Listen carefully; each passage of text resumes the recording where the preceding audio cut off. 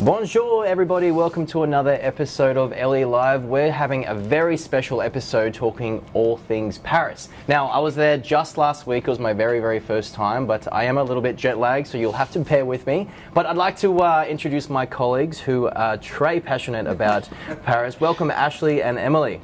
Thank you. Now, when's the last time you were in Paris? Springtime last year, so March. Right, so clearly I was there just in the winter. It was absolutely freezing, but I didn't mind wearing the big coats, the scarves, the berets, and the gloves. But I'd love to go in springtime, a little bit warm. I get to do a few more things and walk around. So, Emily, you've been there a few times, haven't you? I have. I've been to Paris 4 times now. I've been in both winter and summer, so I can say they're both equally good. But yes, winter is very cold, and definitely recommend lots of gloves and giant coats. The first time I was there was in, I don't want to say the year, but it was when I was 17, so it was a while ago now. And last time was December, a couple of years ago. Oh, so you've been in the depths of winter as well? Yeah. Was it snowing for you? Do you know what? I have been when it was snowing before, and it was actually really beautiful. Yeah. I was out at Versailles, and the gardens were just covered in snow, and it was lovely. It was the first sort of white Christmas I'd ever had. Yeah, if I'm honest, I actually was really looking forward to it being snowing. I didn't get that pleasure. Did you get? No, you didn't not get at any all. snow. So yeah, going through Europe over winter and then not seeing one bit of snow, which was odd. Global warming, huh? Who would have thought? Now, as always, we'd love to hear your feedback, your comment, your tips. Tell us your favourite wine bar. Please comment on Facebook. Now, let's get into it. Let's talk about Paris and the essentials. Now, what were some of your essentials? What would you pack? The absolute first thing would be comfortable but stylish walking shoes. It's such an amazing city to just walk around and soak it all up, and everything is kind of far apart, but on the metro you can access everything. You don't really need taxis as such, so yeah, that would be my first. You'd walk around, or if it was something that was a little bit further away, you'd catch the metro, but I barely caught a cab. Like it's such a cool city that you can just go and walk through different suburbs and experience everything. So what's some of your essentials? My number one essential would definitely be baggy pants. Because baggy pants. Yeah, because legitimately you're going to eat and drink your weight in food. Right. I mean, maybe not literally, but you'll eat a lot of food, and you need to be able to try everything. Stretchy pants. Stretchy pants. You're going to it. walk it all off. It's fine. It's all good. Okay, I think one of my essentials would be a French phrase book. I learned a few things, but I didn't. I was excited. I learned maybe just the bare minimum. Thank you, hello, that kind of thing. Merci, bonjour. But I would go into bars and then I'd say, bonjour madame, getting really excited. I could speak 2 words of French, and then they'd speak French back to me, blah, blah, blah, blah, blah, and I'd be like, So maybe I would take an umbrella as well. Especially going over winter, you kind of battling with the temperature, plus a bit of rain, bit of snow. I didn't get to see snow. You've had a white Christmas there. I did have a white Christmas there, and it was absolutely beautiful, just stunning. I mean, seeing Europe in winter is always amazing, and Paris is such a iconic skyline that actually seeing that in snow is, it's just one of the things you're not going to forget. Anything else you'd pack, Ash? Probably a GPS, so a phone with good GPS and a data plan, or some maps, because it's such a good city to explore. You want to be able to leave without a plan. Okay. Now, we keep talking about me just coming back from Paris, and it was December and it was quite cold. So when are some of the best times to go to Paris? Obviously, it has got, that fall season kind of feel to it. So what do you reckon? Summer, spring, when's the best time to go? I love spring. I've been in winter and summer and spring. I like to make the most of the parks and the gardens and just the feeling of everybody being out. That's probably my favourite time, the prettiest and the most accessible. What I wish I could have done, I suppose the temperature didn't let me do it, was go and grab a bottle of wine and some cheese and then sit by the park and just look back at the Eiffel Tower. So that would have been jealous. It's definitely a classic experience in Paris to sit in a garden somewhere and just eat cheese, have a relax, just admire the city, really. It's beautiful. I guess the benefit of going in the cooler months is that, I suppose partnered with your baggy pants as well, is that you do get to eat quite a lot, which is, and French food's absolutely incredible as well. So what about springtime? You've been in spring. I have not been in spring, actually. I've been in summer and winter, which were both beautiful. I mean, summer, you can walk around, walking along the Seine is great, but winter's also very pretty. You have all the lights. There's a Christmas market. It's really set up well for winter, and it's cold outside, but anywhere you go into in Paris is just going to be so warm. I don't know if you guys found this, but you're literally just like stripping layers off as soon as you get into a building and then carrying them around. So you get really strong arms. So that's the benefit of that for sure. Now we touched on it a little bit before, but what about getting around Paris? I found it so easy to walk around and catch the metro. One thing I did struggle with a tiny bit was the names of the stations and finding out where you're going. But thankfully we live in 2018 and Google helps with that quite a lot. But yeah, the metro is incredible. It's probably one of the best in the world. It reminded me of New York, actually. It's definitely one of the biggest in the world. I found it quite easy to navigate, and I would definitely recommend it. It's just really quick, really easy. The maps are pretty easy to follow, I think, and you have a bit of fun trying to figure out which line to go on and where to change. And I'm very old school. I don't really bring a GPS with me, so I like to sort of figure it out. So I probably end up spending about like 10 times longer than I need to on the metro, but it's makes it a bit more fun. Do you know what? I'm a big fan of the walk and wander. Yeah. I remember finding myself down a cobblestone laneway with all these amazing Parisian bakeries, and I mean, I wouldn't have found that because that's not something that I would have just Googled. So big fan of just the walk and yeah, continue on. Yeah, I think you definitely get to see everything just that you wouldn't expect. Like this in Paris, there's all these old buildings. They're just beautiful. If you see them at eye level, it's just a completely different perspective from getting out at each station and seeing the main sites. Wandering around, you just get a much better idea about the city. What about you, Ash? Did you drive in Paris, or were you just going to walk around? I would not drive in Paris. What, you didn't put a little scarf on and scoot around or anything? No, with a little but I baguette in have the put a basket? little scarf on and cycled. Yeah, okay. Yeah, renting a bike is always a really good way to get around any European city, I think. But Paris, you see a lot more than you would walking on foot, and you don't have to bother with the metro if you're just going somewhere that's, you know, a 20-minute cycle away. Yeah, I would have loved to put on a nice little neck scarf and bicycle through my way, stripe your shirt on and a baguette out of the basket. I think that's the only way to do Paris. Now let's talk about the language. As I said, I barely got through with a few words that I learnt. Now let's put a few things to the test. Hello? Bonjour. Okay, good one. Good one. Thank you. That was really tricky. Okay, so I know that good evening is bonsoir. What about good afternoon? Bon après-midi. Correct. I'll take your word for it. Can we also just apologise for the pronunciation of all these words in advance? I learnt that one important one was bill, which I think is l'addition. Partnered with s'il vous plaît, the bill please. But you speak fluent French, don't you, Ash? Not at all. There's another one my friend told me, which was I am lost, which I think was je suis perdu. Je suis perdu. Je suis perdu. Okay, that's why no one helped me, right? Okay, and any other phrases that you used? Always just merci. I think we said that, but yeah. And parlez-vous anglais? Really important. Do you speak English? Yeah. Because especially in Paris, people really like it if you attempt to speak French, but it's much easier if they then speak English back to you. Correct. If you're like me and speak about 10 words of French, so. Correct. Yeah. Now, the reason why we are doing this episode is that we've got a beautiful Paris campaign launching on luxury escapes. Now, Ash, do you want to tell us all about the offer? Yeah, absolutely. It's a beautiful property. It's called La Villa Haussmann, Paris. 3 nights for $1,099. That's for 2 people. It's in this beautiful old French historic building. It's all kind of about old glamour. So there's a chandelier on top of the swimming pool. It's mid-19th century inspired, including the food in the restaurant. Their cocktail bar is quite famous. So it's definitely something, if you like your old school Parisian style, it might be the hotel for you. It's where I would stay if I went. In terms of location, it's in the 8th, so it's close to the Champs Elysees, close to the Eiffel Tower, kind of where you would want to be for your first or second stay in Paris. Perfect. And do you know what's included in this offer?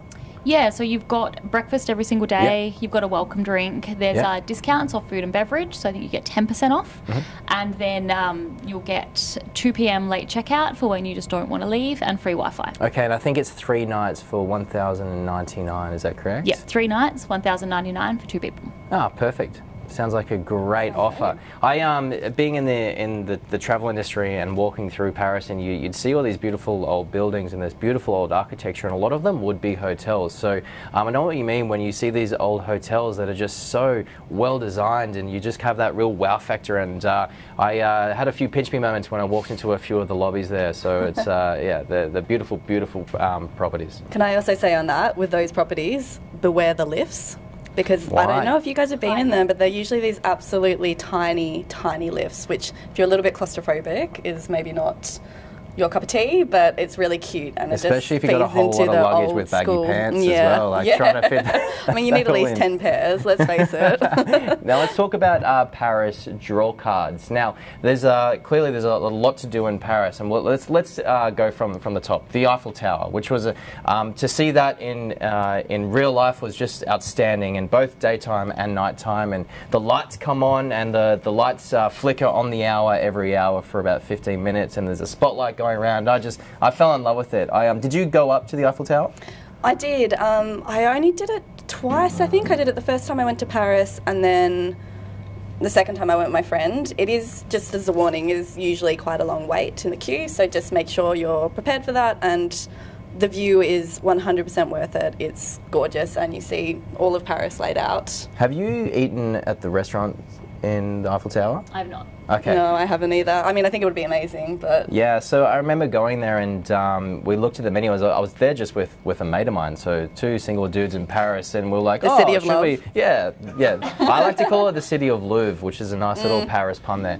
But we looked at the menu going, okay, it actually wasn't that expensive, but then we're like, hang on, we're two single dudes going for a nice romantic dinner in Paris, which would have been fun, but maybe reserved for a more romantic experience. But yeah, I haven't been up there, but certainly on the bucket list. Let's talk about maybe the Arc de Triomphe, which is kind of where Paris is. It's in the center of Paris, and kind of everything stems from there. And it was actually it was commissioned by Napoleon, I believe. But yeah, it's you can go up there too. Have you done the climb? I've been up there. Have you? No, I don't like queuing for much, so I miss out on a lot of things in Paris. I just love going up there just to, you get this amazing view of the Champs Elysees, but you also get an amazing view of the roundabout around the Arc de Triomphe, and the cars are just crazy. Like, I don't know if you guys have seen it, but driving around there, it's really, really fun to watch them because they just go all over the place. You don't really know what's happening. It's crazy. And there's always people that have got married standing in the middle, like trying to get photos of the traffic. It is nuts. I applaud those people for their bravery. Wow. I'll tell you what. I've seen that roundabout. I can't believe people would actually go out there and try and get. I mean, kudos to them for trying. But geez, that's it's a fair effort. Fair effort. Here's a nice little fun fact or a tidbit. Do you know what year the Eiffel Tower was built? I don't. No. It was 1889, and it was commissioned for the World Fair. I believe. Right. Now, a lot of the kind of the creatives of Paris at the time actually didn't like it. They thought it was quite ugly. Maybe the beatniks just they didn't like it at all, and they said the best view of Paris. They actually would go there to the restaurant because it was the only view of Paris where they couldn't see the couldn't see the Eiffel Tower. Now, Emily, you touched on the Champs Elysees. Yeah, so that's Did I pronounce that correctly? Champs Elysees. I don't know if I'm pronouncing this correctly. And it's referred to as the City of Lights. Is that?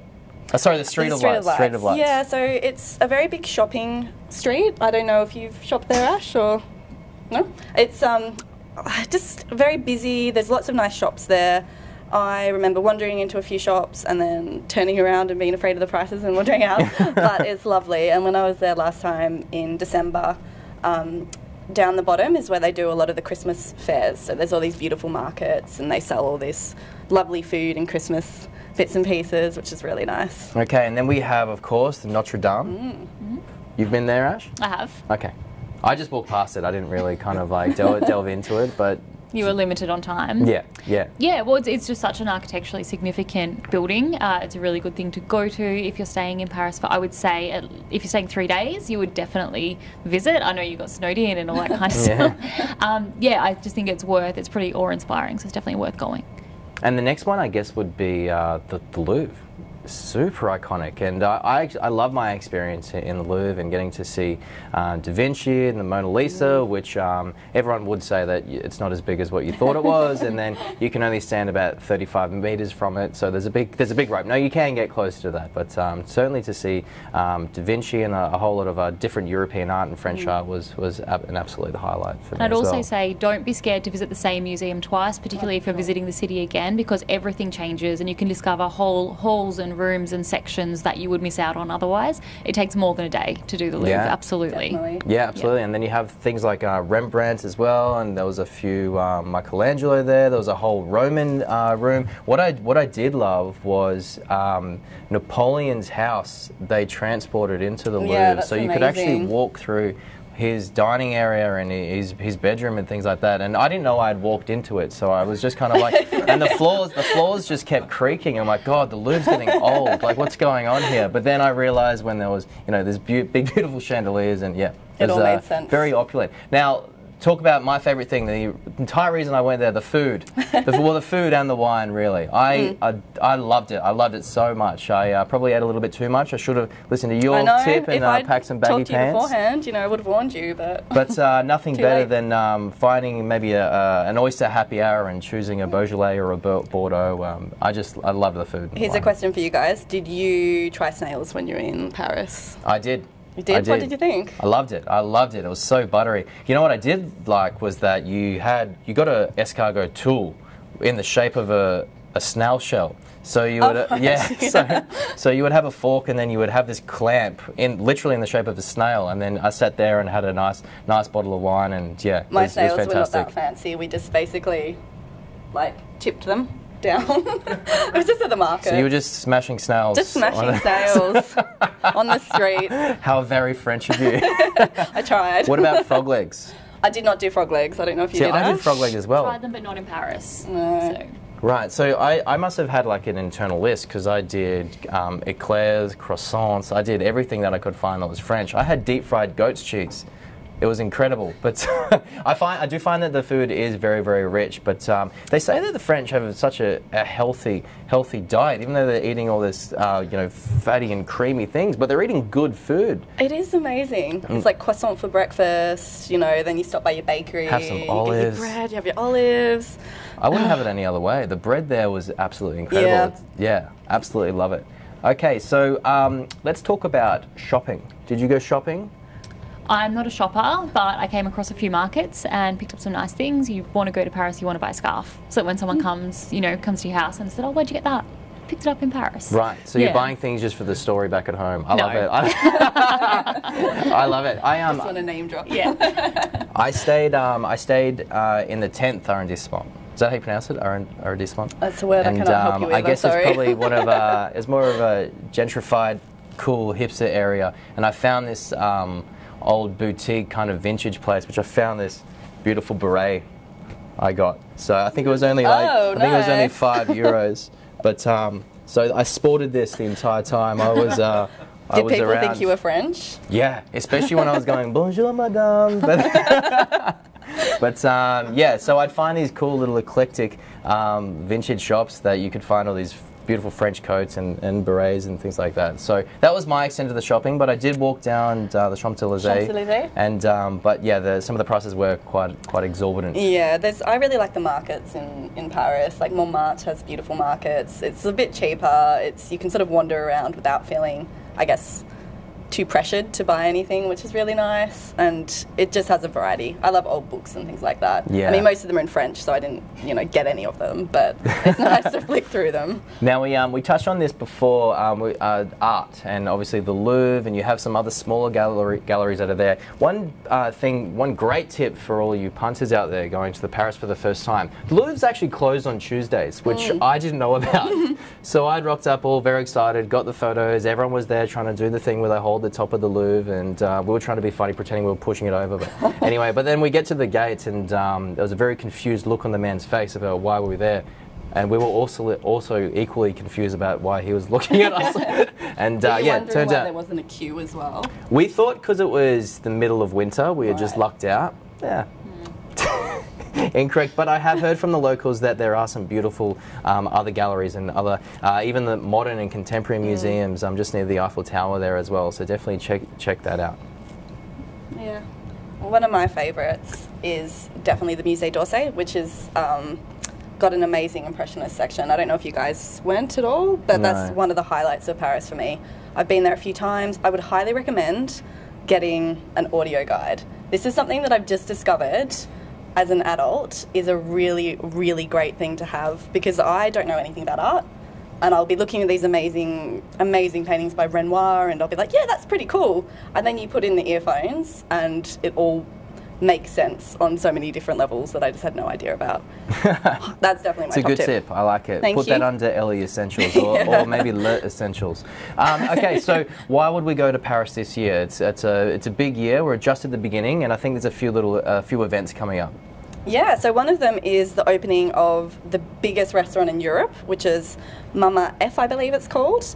I was reading about it before, and it's on the Seine. It's huge. They claim to do the best pizza. I can't remember if it's the best pizza in Paris or the best pizza in the world, but I mean, I think we all need to go and try it for ourselves to see how we feel about that situation. But they've got like they're planning all these train cars in there. It's just massive. Wow. So it's going to be the biggest restaurant? Yeah, in Europe. Wow. I think it was 3,000 square feet or something. Wow. And that could be completely wrong, but that sounds like a really big number to me, so I'm going to go with it.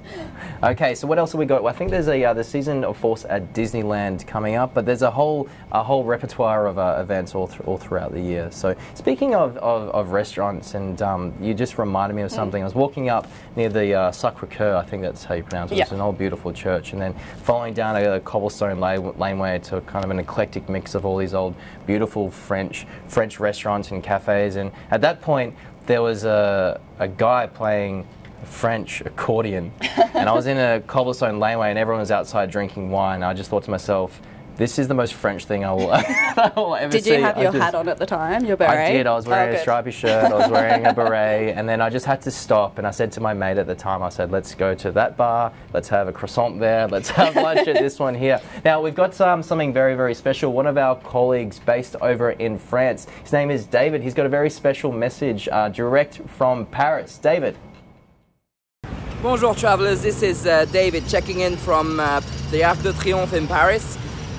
City of light, city of love, but I also think it's a city of serenity. Let me tell you why. Paris is well known for the fact that it's all about the hustle and bustle, but when I'm here and I want to head over to somewhere a bit more calm, I go to Montmartre. Montmartre is really well known for its artist square, for the incredible views over the city, and also for the Basilica of the Sacré-Cœur.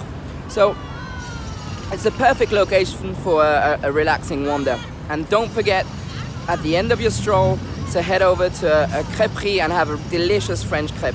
That's all for me, guys. Au revoir. Thanks, David. That looked amazing. That view of the Arc de Triomphe, it's bringing back such fond memories of Paris. I wish I was back there. Now, actually, just remind us again the offer that we've got coming up on Luxury Escapes. Yeah, so there's La Villa Haussmann.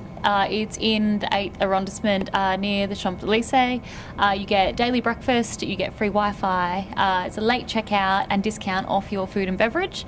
It's 3 nights for 2 people for $1,099. Perfect. That sounds incredible. So get there to Paris this year, get on the Luxury Escapes offer. We'd love to see you there. In fact, you probably will see us all there. So thank you very much, Ashley and Emily, for a great episode. And bonsoir, everybody. Bonsoir.